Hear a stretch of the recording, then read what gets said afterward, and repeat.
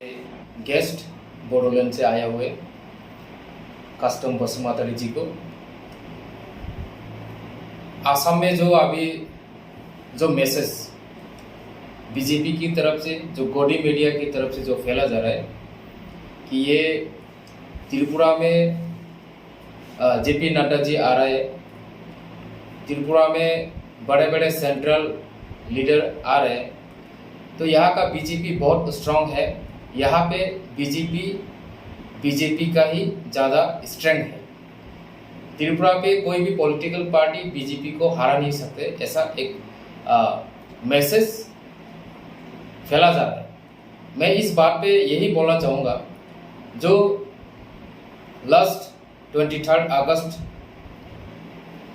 हमारा TTADC foundation day था, उस दिन हमारा पार्टी ने हर सब डिवीजन पे हमारा जो मांग है ग्रेटर त्रिपुरालैंड, इस मांग को लेके मास गैदरिंग, मास रैली और मास डेपुटेशन किया है। उसी बीच उसी दिन हर सब डिवीजन में कहीं पे 200 फैमिली, कहीं पे 300 फैमिली, कहीं पे 50 फैमिली, ऐसे करके त्रिपुरा मोथा पे हमारा पार्टी पे बीजेपी और IPFT से ज्वाइनिंग किया।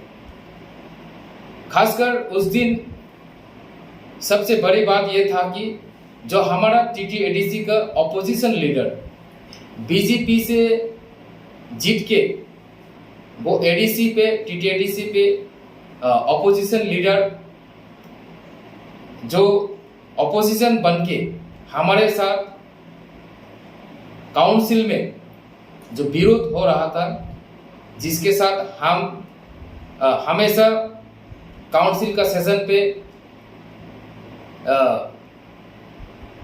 एक माहौल, जो अनसुइटेबल माहौल जिसके साथ बन जाता था, वही इंसान, वही शख्स, वही लीडर, बीजेपी का लीडर उसी 23 अगस्त के दिन एक बड़ा रैली के माध्यम से 6500 वोटर लेकर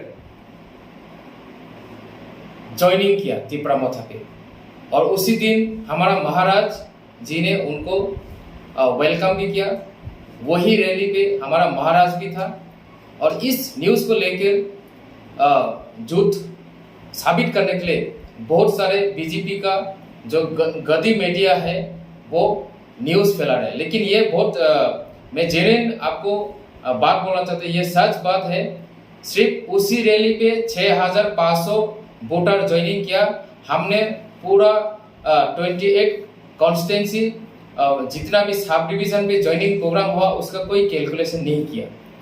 अभी उस दिन जितना भी ज्वाइनिंग प्रोग्राम हुआ, इन सब को कैलकुलेशन करने से अराउंड 10,000 वोटर्स हमारे पार्टी पे बीजेपी IPFT छोड़ के ज्वाइनिंग किया है उसी दिन।